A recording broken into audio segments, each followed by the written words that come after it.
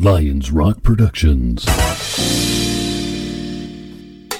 This is Jay Moore. This is Greg Proops. This is Jordan Harbinger. This is Dexter from The Offspring. This is Nathan This is East. Sebastian Younger. This is Rick Marotta. This is Stuart Copeland. This is Mick Gillette. This is Andy Summers. Hi, this is Skunk Baxter. This is Gabby Reese. This is Rob Bell. Hey, this is John Leon Guerrero. Hey, and this is Pete A. Turner. Hi, this is Greg Nibler, host of Funemployment Radio and Digital Trends Live, and you're listening to The Break It Down Show. And now, The Break It Down Show with John Leon Guerrero and Pete A. Turner. I was just going to say, it's funny because today is podcast day, which I just realized a few minutes ago because I was too fucking busy putting out podcasts all day. Exactly. I totally forgot about that too. That's the mark of a true podcaster when you're like, exactly. Oh yeah, that's right. Yeah. Whatever. I'll put something up tomorrow and we'll be podcaster day +1. I've been in it for a long time, 5+ years doing the Break It Down show and other things in like small radio. But you've been podcasting for 10+ years. Holy shit, man. Multiple shows. Yeah. You're one of the first out there. When you look back 10 years ago and you're like, yeah, let's try this thing. I want to get a little bit into this. But when you're like, if you were to tell that guy, like, this is what's coming, this is what the marketplace is going to be, hundreds of thousands of podcasts, would that surprise you? There's that many, yes. I did know it was going to be a thing. I mean, you could tell just being in radio, because that's where I came from, was commercial radio. Yeah. And it was one of those things where if you're in radio, you get laid off. That's how that works. Right. Yeah. So it was one of those things where it's like, well, all right, we got laid off again. We can go find another market, go get back into it, and you can do that.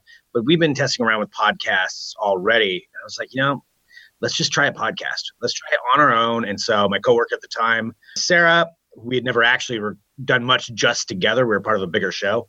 I'm like, you know what? Let's try it. Let's go do it. And starting off, you could tell that instant reaction that we got and that instant connection. I was like, this is something. This is going to matter. And this medium is just going to change so much. I did not know it was going to get this big. That I could definitely say. Yeah. Yeah, for sure. I remember thinking back about podcasts too, and I had some indicators. Like one, this is the radio industry. It was really hard to find something that really moved me on radio. It was just space filler. And then, I would get used to someone. They're doing drive time, and Johnny Two Balls is my guy, right? And he's always there. And then all of a sudden one day, gone. No word, no recognition. Like, hey, fuck you. This guy, like, you forced me to listen to this guy. I start to like him, and then poof, he's gone. And that's how it works. Once they, at least back when I was in it, and I'm assuming it's still the same today, I pretty much know that, is that once you're let go, they wipe you from the website, your key card stops working, and then they never address it to the audience. It's just, nope, that person never existed. I don't know what you're talking about. Now it's, Johnny Three Balls, who's now the host, however they decide to change it. Next guy down the list, or whoever they bring in from some outside market, who then mispronounce everything locally. And, right. That's how it used to be. But now, I mean, that market's just shrinking so much as far as. Well, I mean, that was part of the thing is like, oh, we're not actually friends here. You guys actually don't care about me. You just have me trapped in my car. And I'm just not going to push this stupid button. But so, when podcasts started to come out, I was like, wait a second.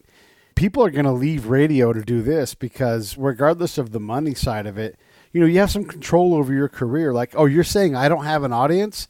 I got people calling me on the damn phone every day. What do you mean I don't have an audience? And by the way, if you let me curate more of their experience, they're going to find my style and they're going to like it. Hey, this is Pete A. Turner from the Break It Down Show, checking in real quick to ask you this. John, Scott, and I all support Save the Brave with our time, our location, our effort, and our money. Each month we give a small amount. Do the same with us. Go to SaveTheBrave.org, click on the Donate tab, pick an amount that you want to come out each month, and they will handle all the rest. I stand behind these folks. Thank you so much. Let's get back to the show. And by the way, if you let me curate more of their experience, they're going to find my style and they're going to like it. Yeah, it's an interesting mix of how those have come. And now radio's coming back around to where they're actually investing in their own podcasts. So it's kind of an interesting market switch, how it's all happened. But yeah, podcasts definitely a future. Yeah, and I guess I want, and I don't want to beat up on radio all day long because I really I don't either. But yeah. But they put out podcasts and like, how is this a podcast? Like, it's not in any way different than what you're already doing. And thanks for all the fucking ads. Actually, I love it. They should keep doing that because I'm just going to outmaneuver them. Yeah, I think there's a lot of educational catch up that needs to happen in there. Yeah. Okay, so enough about that. When you guys did first get, so wait, you're an Oregon State guy, you're a Beavs guy. Were you in mass comm back in the olden times? No, I was marketing major with speech communication as a minor. So communication was in there, but not really a goal on this field. This field kind of came later on when I discovered that I wanted to do this kind of stuff. But you're not afraid of it at all, or have you built up that? I mean, obviously you're comfortable. You've done 3,000 shows, something like that. Yeah, I think Funemployment Radio, we're at 2,300. Digital Trends Live, I don't know how many of that, 200 or 300 at this point. It's a lot. Yeah, it's a lot. I've done it a lot, so I'm pretty comfortable with it at this point. But it started off just from being in bands. That's how I got started. I was a musician. And so I was a little bit shy in front of the microphone. Yeah. And so I started playing bass, and then I was like, well, I want to try singing, and got into that. And then from there, that was kind of the springboard. Yes. Happenstance-wise into getting into broadcasting. These are the gems that I do. One of the ways I monetize is by creating capacity, trading time for money in podcasting. And when people say things to me like, "Oh, I can't stand the sound of my voice," I have to look at them and say, well, then why can anybody else? Like, if you can't get over it, right? That's a hurdle way before building an audience, and certainly way before monetizing. Do you remember what it's like to be a neophyte podcaster with like a dream and a whole bunch of ideas?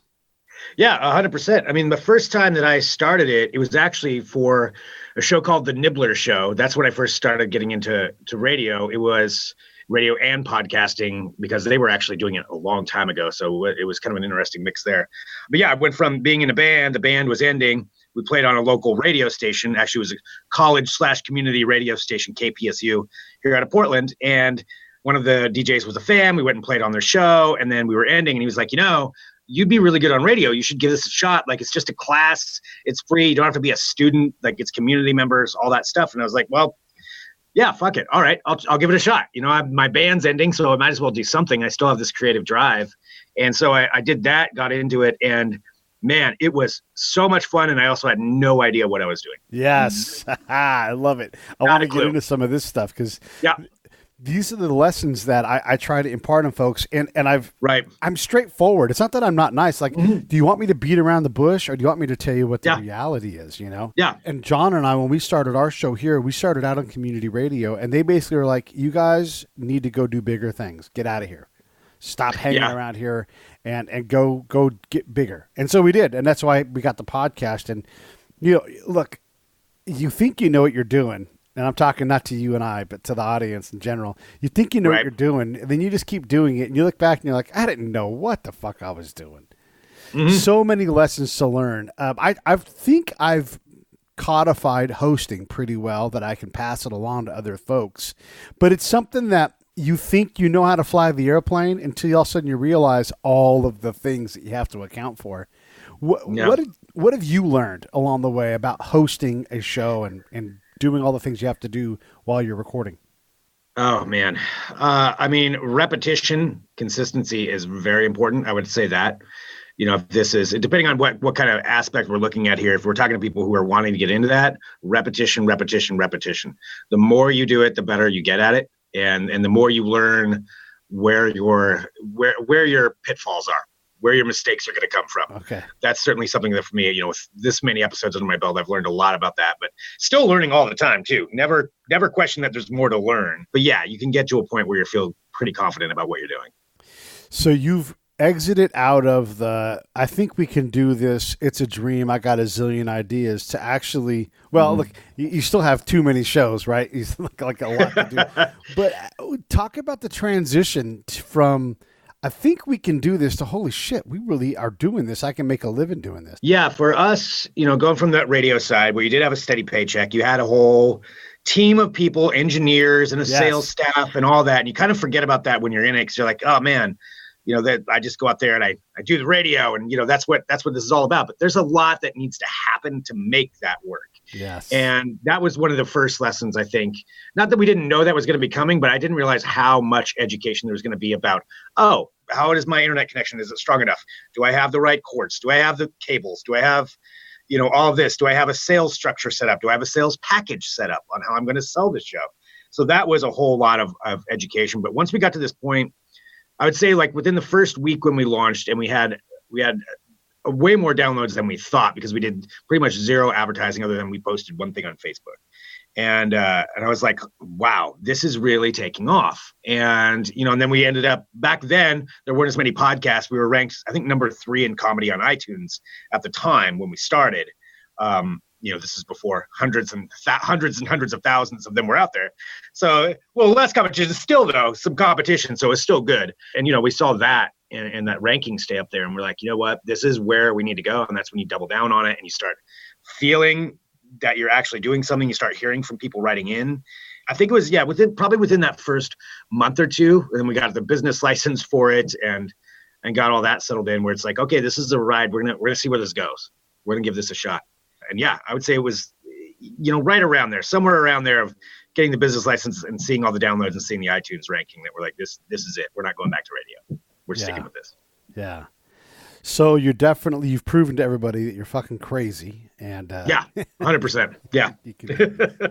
One of the things I love about podcasts, YouTube in general, but you can do things like there's things you learn along the way from your family. Like currently, if you go on the manual, like I was looking today when I was doing some more prep, how to slice a ham. And you learn that from your mom or from your dad, and that's the way you do it. Doesn't mean it's the best way. It's just, but now you can like literally learn the best way. Like I've tried all the ways. These things are incredible. Is this part of what fascinates you about what you get to do and looking at all of these different things and really aggregating what the best advice is on certain things? I'm in a fortunate position because there's Funemployment Radio that I do. There's Digital Trends. Their brother company is The Manual. And so The Manual podcast, formerly Beards, Booze, and Bacon, that was what we started with. We just changed it at the 100th episode to The Manual podcast now. With that show, it is fascinating to me because each week I learn something new. I'm not well versed in a lot of what we talk about before the show, before we do them, before I do a little bit of research beforehand. It'll be topics that I don't know a lot. Sam and Nicole will know a lot. They're my other co-hosts. And that's why it's fun for me, because I get to learn not just from them, but doing my own research, but then our amazing guests that we get to have on there. That's awesome. Like I learned about wine, more stuff about wine recently, aquavit, which I had no idea about aquavit. And now I know some about aquavit. And then of course, after I do the show, I go tell all my friends, be like, let me tell you about aquavit actually, because I just learned that day. It's fun though. It's a lot of fun. And themanual.com is a great source for that stuff. Yeah, it's ridiculous the amount of people, my show, I guess you would say, is sort of Rogan-esque, where I go talk to the people that will answer the questions that I have about things. Whatever topic it is. So one day, I've got one of my buddies who's a spy on, and we're talking spy stuff, head to head. Nice. And then the next thing we're talking, quantum physics and quantum gravity, and I'm having my mind exploded. It just is, regardless of however much money you make, being able to have these conversations is worth the price of admission, at least in my work. Yeah, I agree. And getting to share them too, because I feel like with that show, it's why at the end, I almost always say it's like, I always learn, or at the beginning, kind of mix it in, but I always learn something. I think you're going to learn something too. And hopefully it's fun, whatever it is that you're learning about, even if it's, a random episode about something that, okay, that was neat. I'm not going to use that past this, but that was interesting to learn. Like we had Takuma Sato on the show, who was a former IndyCar champion. He won the Indianapolis 500. He is an IndyCar champion right now, but he's one of the big racers in IndyCar racing. And I don't have a wide breadth of knowledge about IndyCar racing.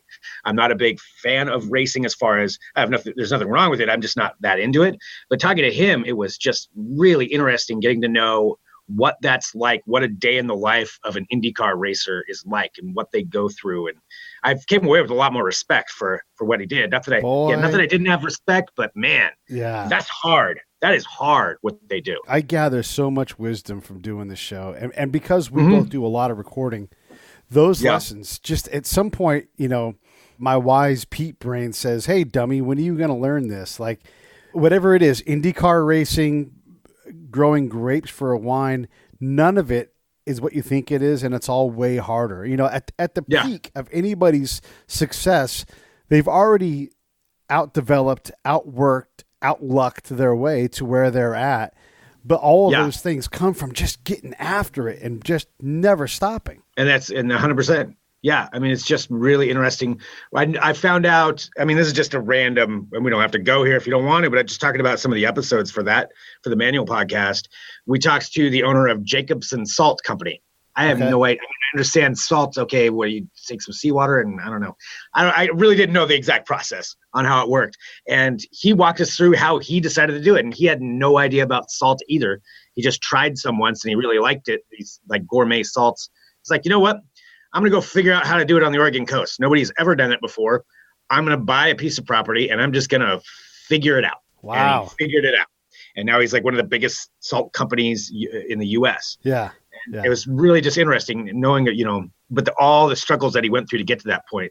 He had this one strange idea that he wants to make gourmet salt, but saw it all the way through. It's fascinating, kind of inspiring at the same time. So I'm going to ask you the question that people always ask me, but I'm going to put a twist on it. Okay. Your favorite guest.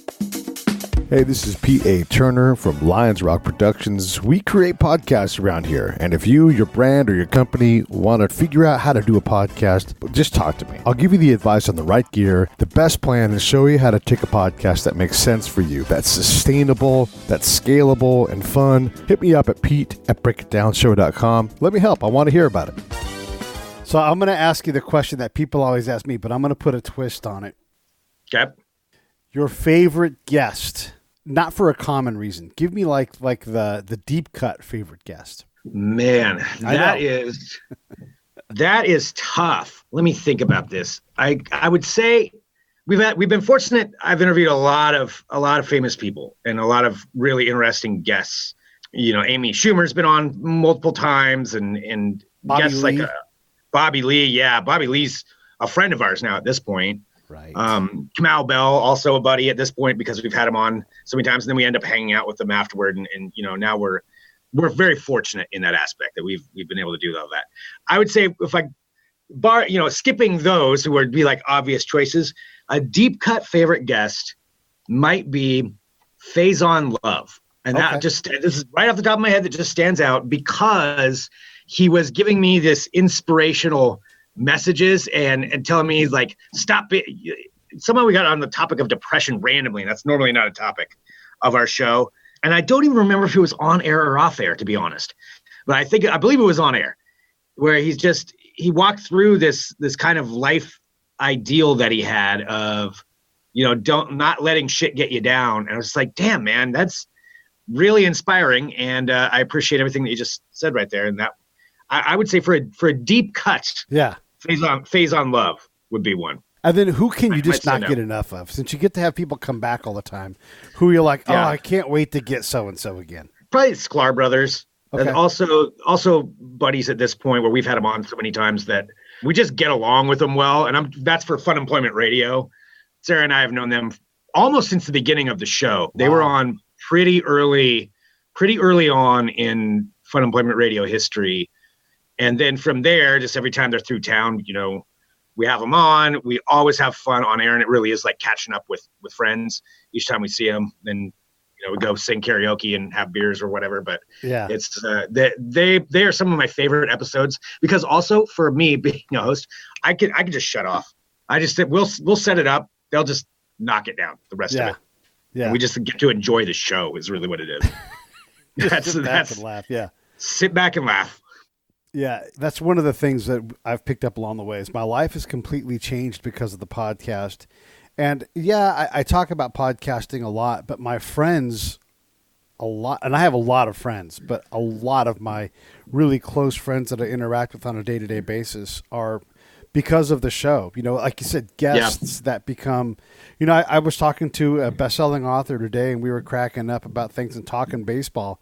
We did talk show business, but also, we just talked like friends because that's what we are. Yeah, it's so much fun. I mean, and to that extent too, just our listeners, again, from each of these shows, and I know it's weird because I do, like you said earlier, a lot of shows.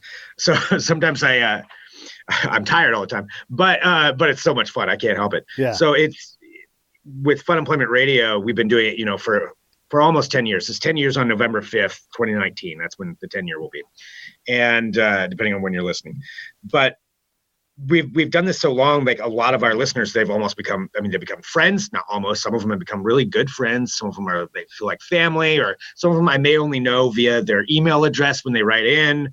But then if we have one of our listener events and I get to meet them, they'll be like, I'm so-and-so 542. I'm like, holy shit, like you're a celebrity to me because I see your messages all the time. Like, that's so awesome. That's been another really, really great, and I would say really, really rewarding thing from doing the show and building that kind of an audience, is that, it feels like a family. It feels like a family in a way. Yeah. With all of the things that you do already, I imagine, and this is one of the times when I knew, like, I'm actually doing this, was when I was banging up the edge of what I could do, like my capacity. Like, I actually can't take on anything else. I have to find money to put some of this work off to add more onto my plate. What's not on your plate, but gosh, you really want to have it there that you just don't have room for yet? Everything. Everything. More travel. Oh. Yeah. I mean, that's what I want. I want to do some more travel. I want to get take some more on the road. Yeah. I would say that's what I want more of on my plate. 100%. What limits you from that then? Like within the business, like what's like, but I just can't seem to, because there's you doing what you do as a host is harder than like when I edit, I'm like, why the fuck am I editing? Like, I really should have someone else doing this. And I do now. I have my buddy Damien doing it. But what are some of the things that you're like, I've got to get this off my plate so I can go do the creative things and get into the marketplace and find money for it and everything? Thinking specifically, I mean, everything I'm doing is getting me toward that path. I feel like right now, I need some convergence, maybe a little bit in some aspects, but I feel like I'm on my way there. It's just, honestly, one of the biggest hindrances to that is I really love each of these things that I do, but I can't necessarily take them all on the road at the same time. Yeah. So I need to maybe balance that a little bit more. But I'm very fortunate when it comes down to that. As I love my stuff, but also that's what keeps me here at the same time, where I don't get to go on the road as much. Yeah. Do you have like a safety blanket where, like, I know I shouldn't do this one thing that's good for the show, but I really should have someone else to do it? Do you have a thing like that? It's sort of like your home base. I'm trying to think of, I guess maybe in what context do you mean? I really don't need to book all the guests that I book and run a six week backlog. Even though I do 5 shows a week, I really don't need to do that. But that's how I run home to mama and yeah, I have to feed that part of the machine so that I don't have to worry about it. Yet I always worry about it. Let me think. Like to some extent, I would say getting involved in actually some of the sales side of things, I really enjoy. Yeah. Some of the aspect I don't need. I probably shouldn't. Right. That doesn't mean that I'm good at it, but I enjoy getting into it. So it'd probably be better to have somebody else handle that side of thing. That would be more efficient and have a better grasp on everything. But sometimes I really enjoy that, some of the wheeling and dealing, and it can be fun. I don't need to do that though. Right. I rather, not that I need to, I probably shouldn't do it. Right. Yeah. But those are the things though, when you run your own, small businesses, you have to have the hats. You have to be able to put them on, and some of them just fit great. Even though everybody's like, "Would you just take that hat off?" Like, stop wearing that hat. Yeah, that hat's not for you. Yeah. Let's change gears a little bit and let's talk specifically about the different shows. Do you want to talk about the manual, or you just want to include that within Digital Trends? Oh no, yeah. Let's talk about that too. Okay. Well, let's just start with Digital Trends, and let's talk about what happens on Digital Trends and what you guys cover on there, so folks know what to do. And it's really easy to find Digital Trends. You can find them on YouTube. You can find them on the website. You can find them on YouTube. All this stuff at Greg Nibler. It's all linked in his profile. So if you guys are trying to keep up, Digital Trends. Yep, Digital Trends. So it's a consumer technology review website.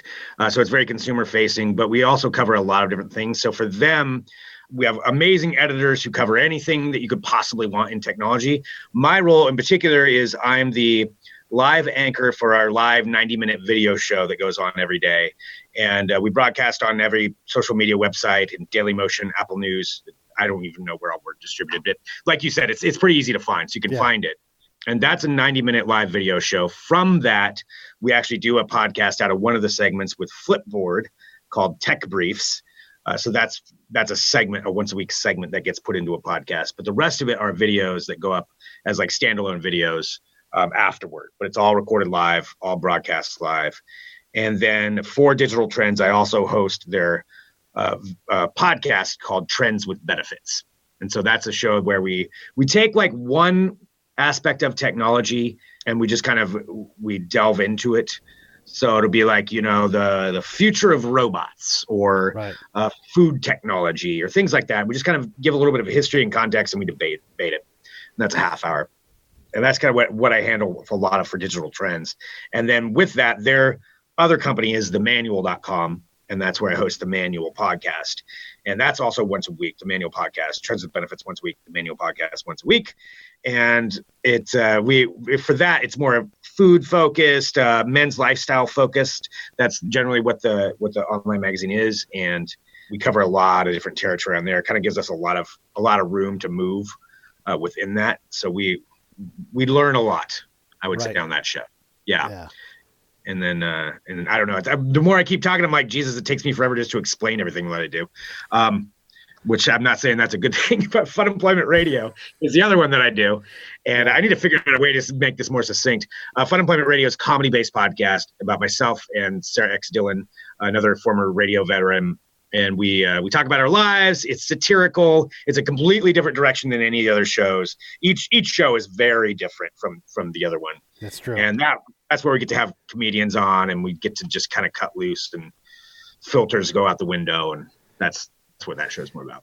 Yeah. So folks give me advice all the time because they want to help, and I appreciate the help. And a lot of times, it's sort of like having a podcast or like having a resume. And people are like, well, let me take a look. And they always have advice. And you're like, yeah, well, still didn't get a job. Thanks, though. One of the things is they're like, you have to define your niche. And I'm like, is it a notch? How about bigger? What's bigger than a notch? No limit. Like, it's just the Grand Canyon. Whatever I want to study, whatever I want to, I illustrate life. But I was like, no, it's got to be about something. Like, it is. It's about life. Mm-hmm. And so I get a lot of that. Seinfeld was a show about nothing, Yeah, it worked. Yeah. So. Yeah. But you and I both know, like, we want to explore these things. You have these different shows, not because you want to be in a niche, but because these are the things that interest you. And I bet you're going to say, yes, this is true. You have a sense for what interests you, and that that's what the audience also wants.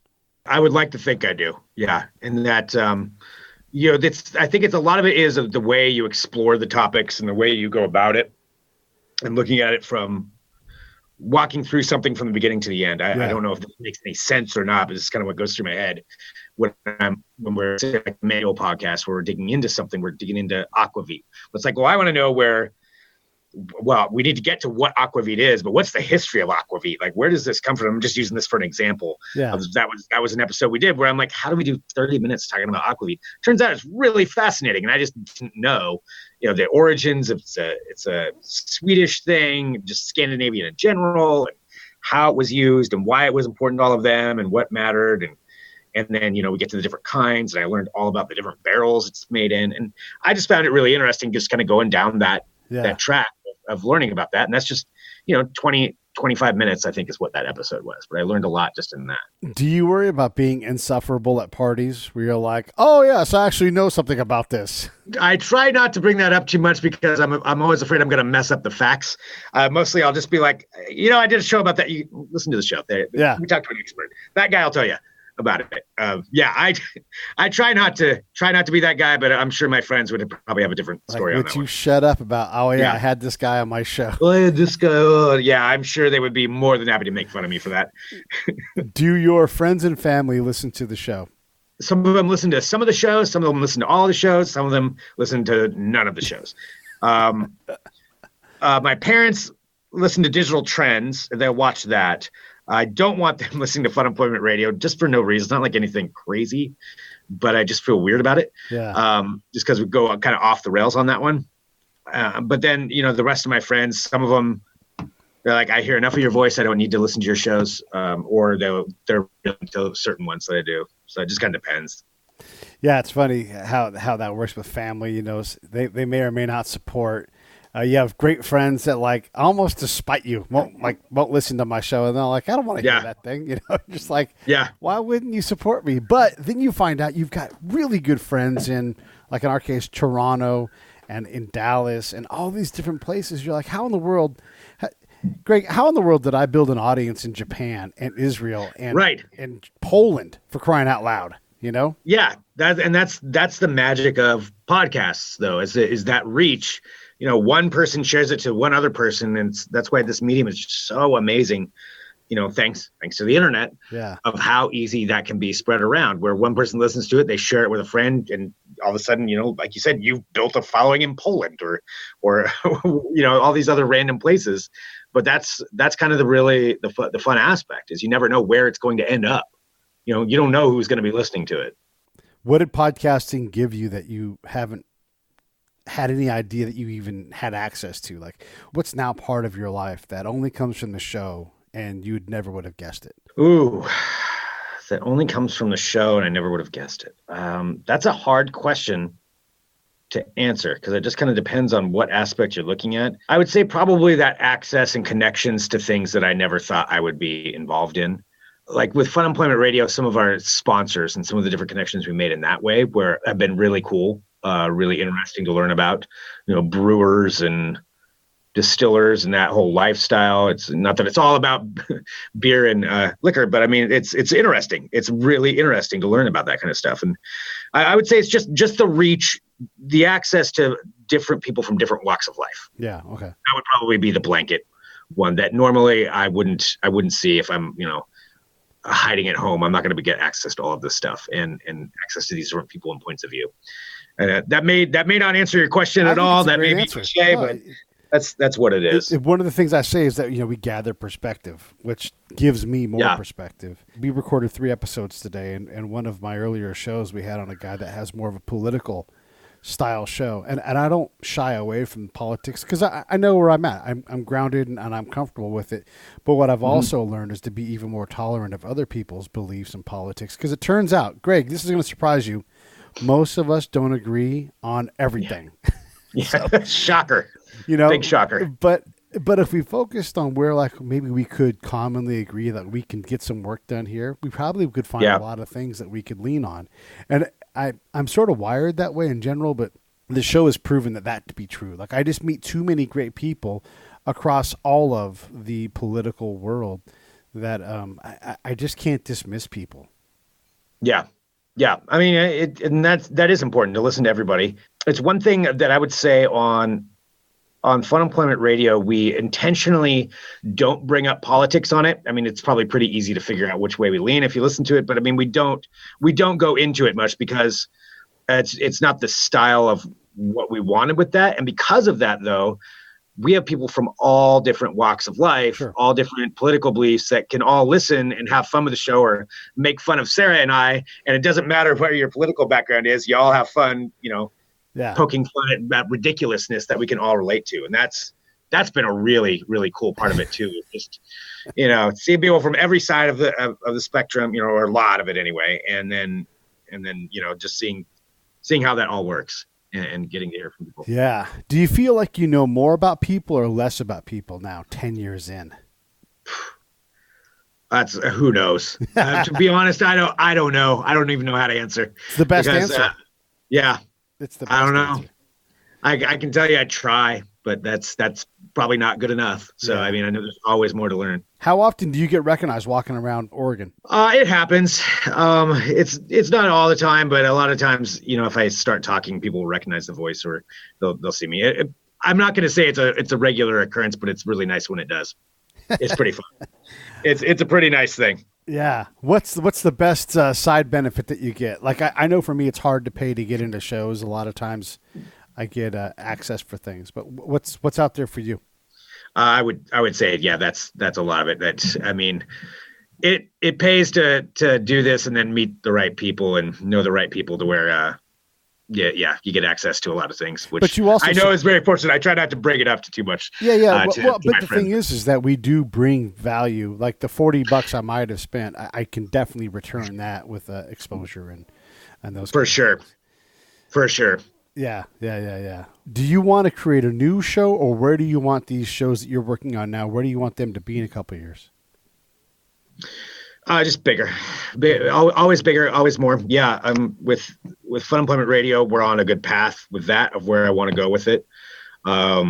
With Digital Trends Live, with that live video component, we're really making some strides in that, and really creating a pretty big presence for ourselves in that space. Yeah, what it is, and I want to naturally get bigger, get more. And same thing with the manual podcast. That one's growing too. So I'm in a fortunate state right now where everything's growing. So I think it's just kind of keeping myself from going into a little too crazy working on all of them. But I love the forward momentum. Right. I mean, I'll sleep when I'm dead, that kind of mentality. Who cares? It's too much fun. It's too much fun. You got to keep doing it. Too much fun. Yeah. But when you dream, though, where do you see any one of those shows? I mean, like when you're like, I think this is possible. Yeah, probably more travel for all of them. I would say doing the shows on the road. Yeah, just because that's me personally. I like to travel. I like to explore and talk to more people, but I want to be able to do what I'm doing in that aspect. So adding a little bit more of that into the mix for all of them, which could be symbiotic actually if it's done right. They could all benefit from it at the same time. So I think there's some way to figure that out, but I'm not quite sure the path yet, but that's where I think I'd want to take it. 90 minutes of content daily. Is that right? Daily? Yep. Yeah, that's 90 minutes of Digital Trends Live, 45 to 60 minutes of Funemployment Radio. And then a couple other podcasts thrown in there too with the manual and trends benefits. Dude, that's a guy that creates a lot of content. That's a lot of content. It's a lot of content. Digital Trends Live is, I think, 6 interviews per show, roughly. Some days there's other people that'll do them. We have a New York studio too, but mostly it's out of our Portland studio. And then 25 minutes of news. Yeah, so it's a lot of talking. Yeah, a lot of talking. And you definitely talk fast. You've already covered like a whole show's worth of conversation in 38 minutes.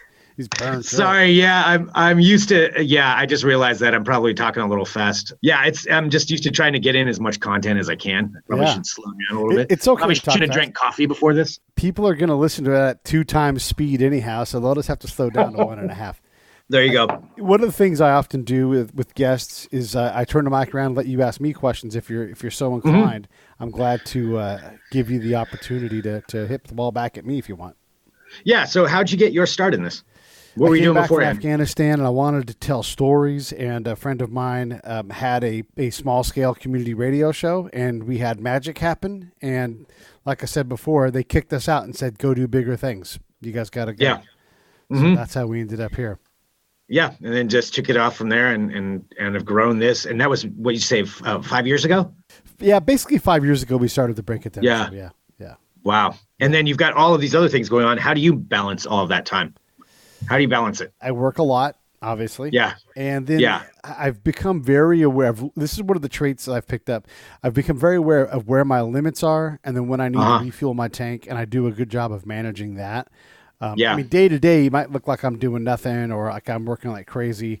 It doesn't make sense. But in my head, there's a lot of sense in how I structure things. Mm-hmm. So I try to be efficient. I try to be elegant. And then I try to strive for those things when I don't feel like I am either of those things. Yeah. Do you schedule in time off? Yeah, I do. I'm not great at it, but yeah, I try to say like this part of the week is just for me to take a nap, to relax, I got to fill the tank, man. I can't I'm good at sleeping, but I have to like fill the well. I've got to read I got to get into the zeitgeist and see what's happening and all of those things. And if I don't do that, then I get overwhelmed and then I go towards depression instead. Yeah, which makes sense. I think that's a really important thing that a lot of people forget about is managing that time and trying to take some time out for yourself. So that I'm always interested to see how other people handle that and schedule that in. Now, when it comes to guests, you had talked about guests before of all the different ones that you've been able to interview. You were just talking to a best-selling author earlier. Yeah. Who's one that stands out to you that maybe you learned something from that you didn't expect to learn something from? We had we had a guy on who was a singer from a band called Tower of Power, and they're a band that have evolved over the last 50 years. So he's been one of the singers. And I thought we were going to get like this guy who's, one of many. And it turned out he was a powerful philosopher for life because he had seen such a rough brand of life in what would be your dream job, lead singer for a band that goes out and makes money, But that wasn't the case. It was something else. And just those environments and how many times philosophy shows up in a show that's not about philosophy. Those are the ones I really treasure, where you just get taken on a completely different ride. Right. Different kind of journey that you didn't know was going to happen. Yeah. Do you have a dream guest like that you would want on of any of them? And you don't have to have one. I'm just curious. Yeah. If you do. For sure. I've got people that I'm like, because I try to gauge the health of the show on the kind of guests I can get. And I don't always chase gigantic people. We've had some enormously famous people on the show. But if I could get Tom Hanks on the show, I think that'd be pretty incredible. Or Ron Howard, or anyone from U2.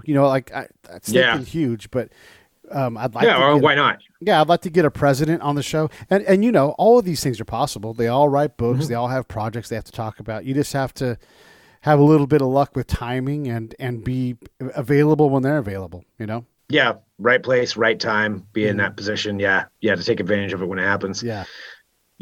Where do you see, is there another show, and just kind of turning back some of the questions you asked me, is there another show that you want to start?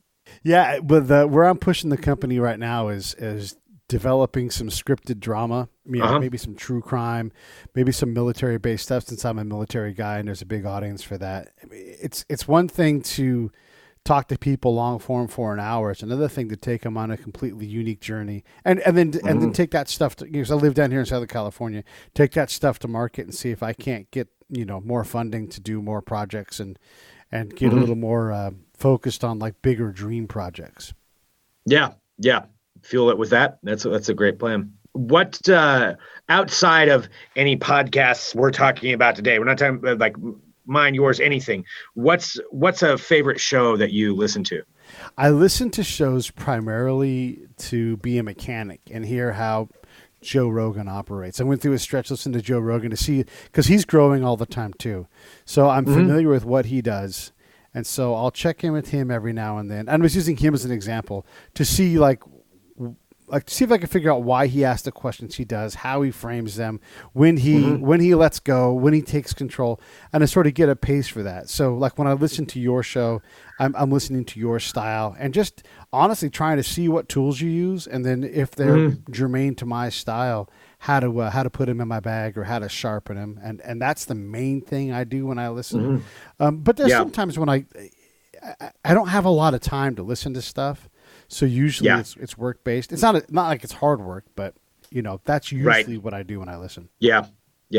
That makes sense too. I'm always trying to do that too, is understand how somebody else runs their show or operates or what they do on that end, and see if you can take something. And that's good advice for anybody that's listening too, is try to take what you can. Don't steal anything, but try to take what you can on learning the mechanic side of things. Yeah, for sure. Good idea. That's awesome stuff. Well, listen, I know you're busy, and I don't want to use all your time up because I want to have you come back at some point. But I really just appreciate you hanging out with us and getting everybody some options on other podcasts to listen to. Everybody should go check out Greg on Twitter, because he's on there at Greg Nibler, Nibler, and you can check out his Funemployment Radio Digital Trends, and then also don't forget the manual. Each one of these things is easy to find. If you can't find them, Pete A. Turner, I will link you to it.